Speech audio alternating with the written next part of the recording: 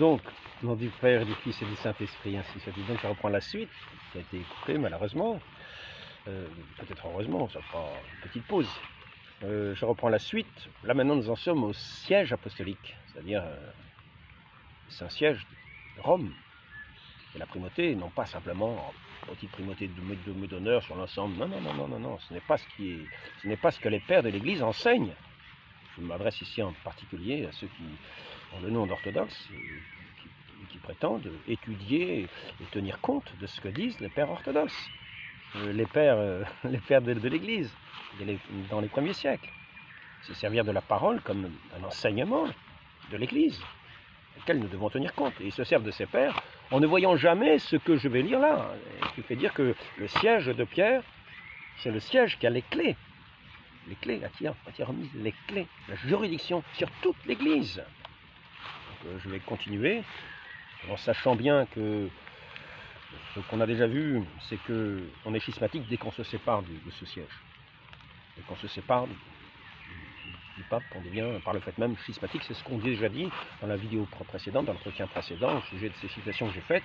Vous allez sans doute encore le voir, et je vous montrerai une précaution que nous devons tous avoir en premier, pour ne pas tomber ni dans le schisme ni dans l'hérésie. C'est la seconde considération, c'est que celui qui aura gravé profondément dans son cœur la foi à la vérité de l'Église n'aura pas de peine à éviter le terrible danger de l'hérésie. On n'est pas hérétique par le seul fait qu'on pêche contre la foi, mais parce qu'on méprise l'autorité de l'Église et qu'on s'attache avec opiniâtreté à des opinions mauvaises. N'oublions pas que cette Église est promise par notre Seigneur jusqu'à la fin des temps, indéfectible, dans l'infaillibilité de l'enseignement de sa parole. Alors ici, nous avons vu Damas, il me semble, je ne suis pas sûr, Saint-Ambroise, Pierre, voilà c'est ça, nous en étions à Cyrus, disait que sa charge était portée en lui par le bienheureux apôtre Pierre et que ce qui avait été décrété par lui ne devait être violé par personne. Les évêques de Rome sont les successeurs de Pierre et Paul, qui ont fondé l'Église à Rome, etc. Contre les... Elle les a encore les portes... Bon, là, je passais à la suite, excusez-moi, parce que là c'est tout à fait illisible. Avec confiance qu'il nous protège et nous garde en toutes choses comme héritiers. Voilà, c'est ça. L'apôtre Pierre, nous croyons avec confiance qu'il nous protège et nous garde en toutes choses comme héritiers de son ministère. C'est ce que dit saint Cyrus. Donc, Cyrus, Omarion 27, Panarion 27 contre les corporations, chapitre 6, 7, PG 041, 373, 374. Ce qui sera intéressant, c'est de voir la parole des papes à des conciles, ou en Occident, ou même en Orient. Ils s'adressent de la même manière. C'était une parole acceptée par ces conciles, c'est-à-dire par l'ensemble de l'Église. Saint Cyrus d'Ensinger, 1996, lettre directa ad Decessorem, évêque de Tarragone, Imer, à l'évêque de Tarragone. Nous encourageons encore et encore le propos de ta fraternité d'observer les canons et de garder les décrets édictés. Pour ce que nous avons écrit en réponse à ta demande, tu fasses en sorte que cela soit porté à la connaissance de tous nos co-évêques, et non pas seulement de ceux qui se trouvent dans ta province, mais ce qui a été déterminé par nous, selon une ordonnance salutaire, doit être envoyé aussi, accompagné de ta lettre à tous les évêques de Carthage, dans la Béatie, dans Lusitanie et de Galicie, eh bien, qu'aucun prêtre du Seigneur n'ait la liberté d'ignorer les décisions du siège apostolique ou les déterminations des vénérables canons, afin que ce qui a été dicté par nous, avec une grande prudence et une longue réflexion, demeure inviolable et qu'à l'avenir soit fermée la voie des excuses, laquelle ne pourra plus être ouverte à personne auprès de nous, car la déclaration aura été définitive, ou on peut dire irréformable. Innocent Ier, Rome 417, lettre 181, au père du concile de Carthage, PL 33 780. Vous avez aussi servi la cause de notre religion en nous consultant et en nous référant à notre jugement, qu'en prononçant vos décrets, vous vous montrez en cela fidèle à l'antique tradition et à la discipline ecclésiastique. Vous saviez ce qui est du siège, vous saviez ce qui est du siège apostolique, où nous tous qui sommes assis n'avons d'autre désir que de suivre l'apôtre lui-même, et d'où découle tout l'épiscopat et toute l'autorité de ce nom. Nous louons surtout la docilité sacerdotale que vous témoignez aujourd'hui, persuadés qu'il ne faut pas dédaigner dès lors des lois de nos pères, puisqu'ils les ont établies en vertu d'une autorité non pas humaine, mais divine.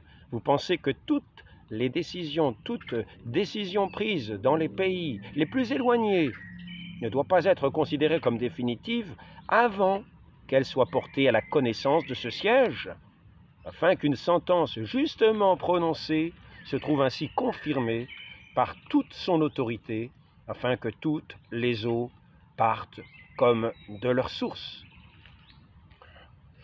Bon, Innocent Ier maintenant. Innocent Ier, lettre 182 au Père du Concile de Milève, PL 33, col 784. Vous consultez donc avec empressement et convenance sur le parti à prendre dans les choses difficiles, les oracles du siège apostolique, de ce siège, dis-je, qui demeure chargé de la sollicitude de toute Église, sans compter les affaires du dehors. Vous ne faites que suivre en cela d'anciennes règles qui, vous le savez comme moi, c'est toujours pratiqué dans tout l'univers. Que prouve en effet votre démarche, si ce n'est que vous savez bien que de la source apostolique coulent sans cesse à travers tous les pays des réponses aux questions adressées. C'est surtout quand on agite les matières de foi que tous nos frères et collègues doivent, je le crois, comme le fait maintenant votre charité, s'en référer uniquement à Pierre, c'est-à-dire à l'auteur même de leur nom et de leur dignité, à cause du profit commun que peuvent en tirer... Oh, ça commence à tremper. Il y a du soleil, mais il y a aussi de l'eau. Que peuvent en tirer les églises du monde entier, car nécessairement, elles y prendront garde davantage lorsqu'elles verront que, sur le rapport de 2 conciles, notre sentence a retranché de la communion catholique les inventeurs de cette détestable doctrine. Notre sentence, c'est-à-dire du siège de Rome, c'est pas le concile, c'est le siège de Rome. Notre sentence a retranché de la communion catholique les inventeurs de cette détestable doctrine. Innocent Ier, lettre 182 au Père du Concile de Milève, PL 33, colonne 784. Innocent Ier. Donc, Saint Jérôme le Stridon, de Stridon. Bonjour. C'est les bien? Bah oui. Je suis en train de lire un petit peu. Je vous dérange pas? L'Orient dont les peuples s'entrechoquent d'une antique fureur, déchirer en 1000 morceaux la tunique du Seigneur, qui est d'une seule pièce et tissée du haut, depuis le haut jusqu'en bas. Les renards dévastent la vigne du Christ parmi les vasques abîmées qui sont à sec. Il est malaisé de deviner où peuvent être la source scellée et le jardin clos de l'Écriture.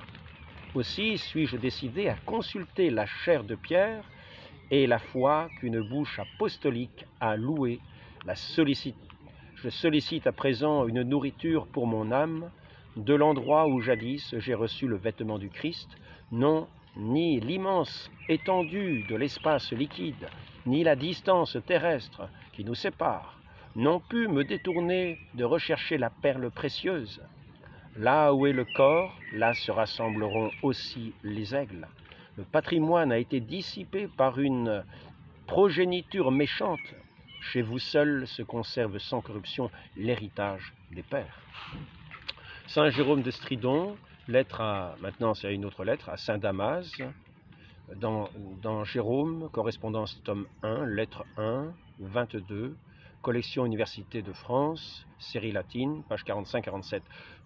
J'implore du pasteur un appui, que s'éteigne cet éclat envié, que s'efface ce haut prestige romain si flatteur.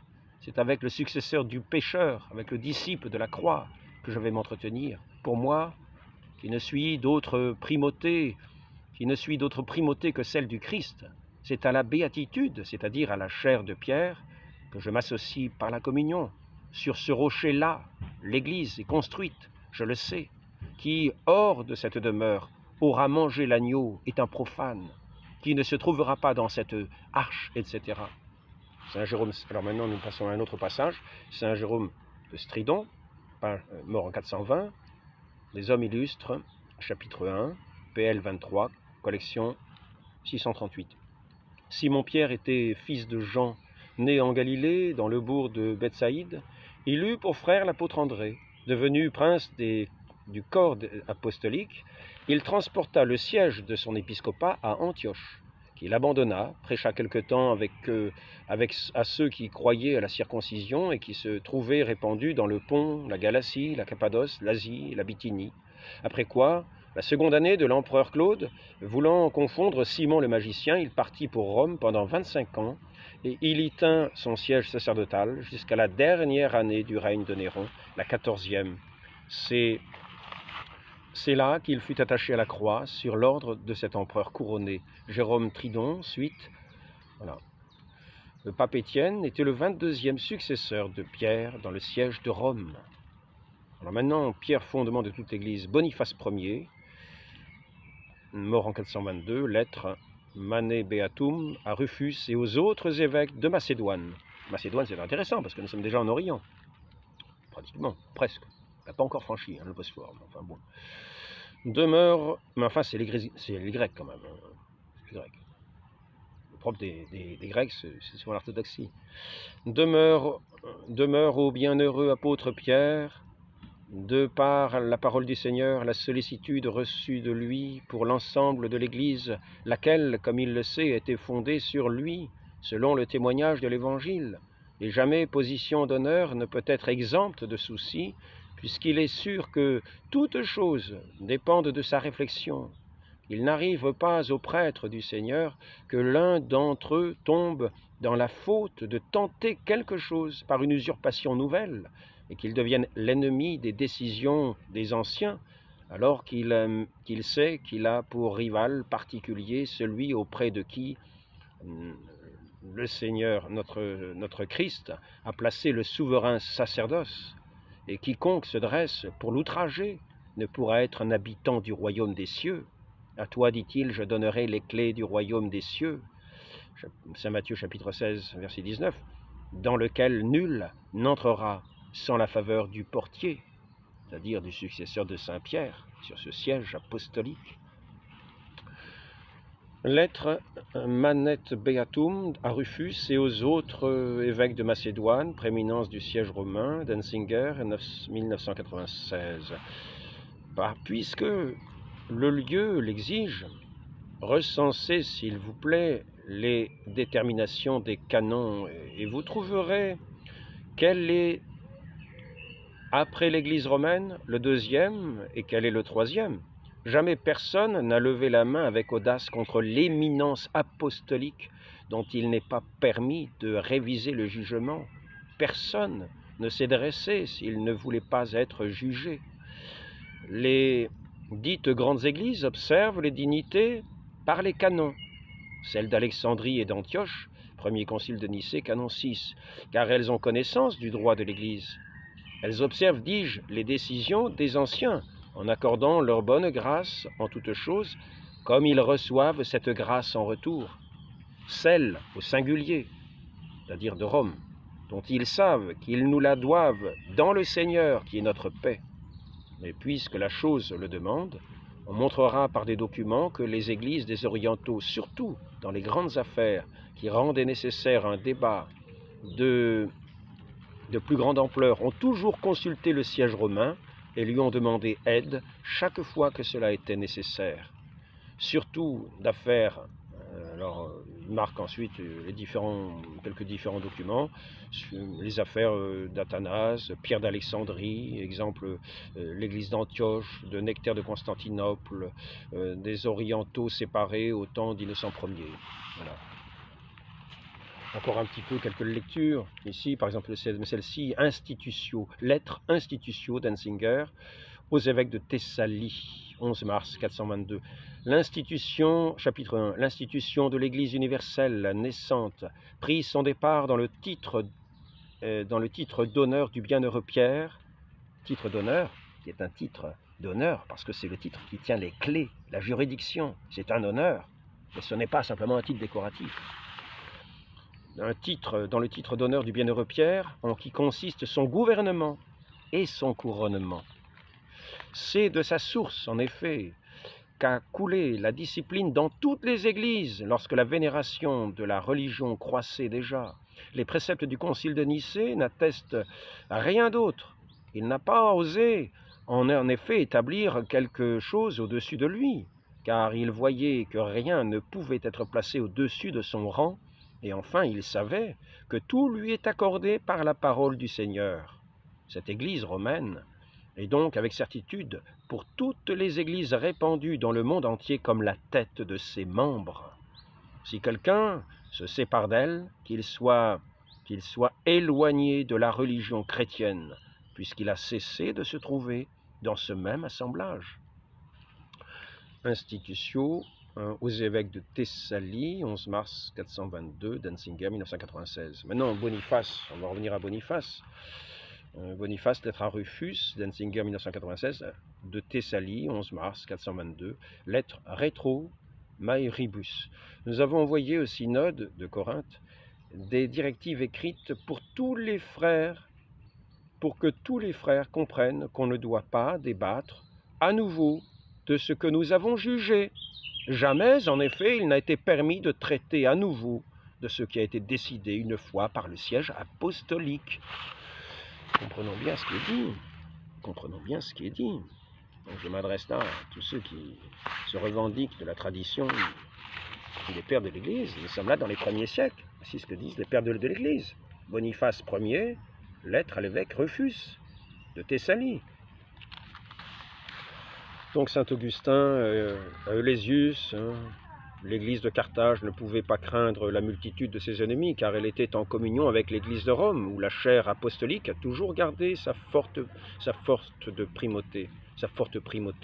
Lettre 43 à Glorius, Eleusius et de Félix, etc. Je ne vais peut-être pas trop continuer, Avec quelle incontestable utilité nous établirions la succession des évêques de Rome depuis Pierre, à qui le Seigneur a dit, comme à la figure de l'Église, je bâtirai sur cette pierre mon Église, et les portes de l'enfer ne prévaudront pas contre elle. À Pierre a succédé l'un, Clément, à Clément, Anaclée, Évariste, Alexandre, Cyrus, Anastase, Cher, etc. Bon, est-ce qu'il y a au Concile d'Éphèse, le pape Célestin était le successeur de Pierre, de qui il tenait sa place. Il avait tenu intacte la doctrine catholique transmise depuis les pères. Saint Pierre Chrysologue, il l'exhorte à se référer au Saint-Pape de la cité de Rome, parce que Pierre, qui vit et préside dans son propre siège, profère la vérité de foi à ceux qui la cherchent. Ainsi, il disait que dans la recherche de la paix et de la foi, nous ne pouvons pas décider sur des questions de foi sans l'accord harmonieux de l'évêque de Rome. Pierre Chrysologue, lettre à Eutychès, PL 54 743.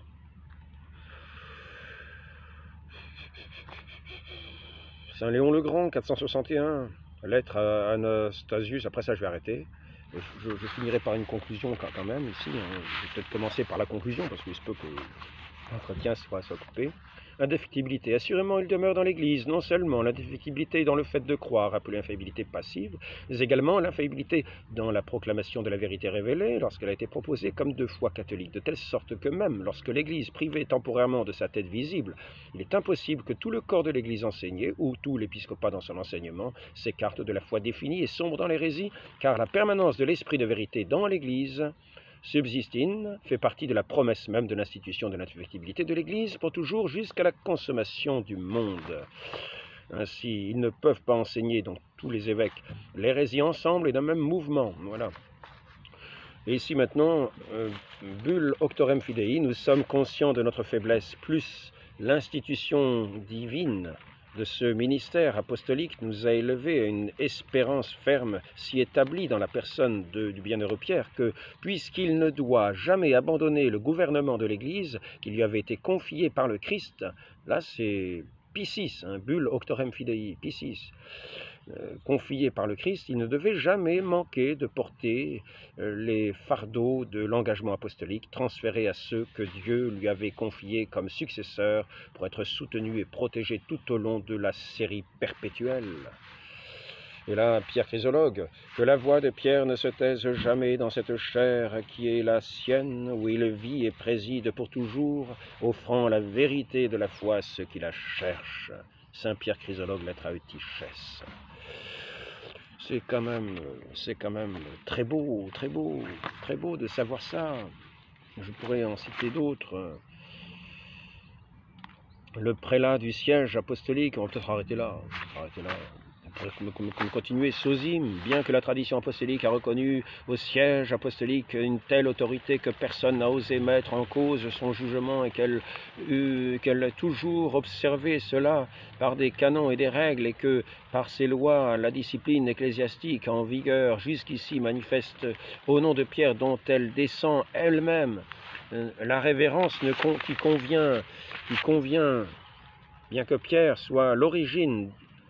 Alors là c'est Sosime, toujours, bien que donc Pierre soit l'origine d'une telle autorité et que les décrets suivants de tous les anciens confirment que l'Église romaine est affermie par toutes les lois et coutumes aussi bien humaines que divines, et vous ne l'ignorez pas, et vous l'avez appris, frère très cher, et comme prêtre, vous devez savoir que nous dirigeons la région et que nous obtenons aussi le pouvoir de son nom. Et alors que nous aurions une telle autorité que personne ne pourrait débattre encore une fois de notre décision, mais n'avons rien fait cependant, que nous n'aurions pas de notre propre mouvement porté à votre connaissance par notre lettre, concédant cela à la fraternité et consultant ensemble, non parce que nous n'aurions pas su ce qui doit être fait, ou que nous aurions fait quelque chose qui déplairait, parce que cela irait contre l'utilité d'Église. Mais nous voulions avoir traité ensemble, avec vous, à ce sujet Célestin. C'est Célestin qui est accusé. Donc, c'est une question de Célestin pour savoir ce qu'il faut faire avec Célestin. Lettre Quam vis patrum, concile de Carthage, 21 mars 418. Pélage. Alors qu'est-ce qu'il dit, Pélage?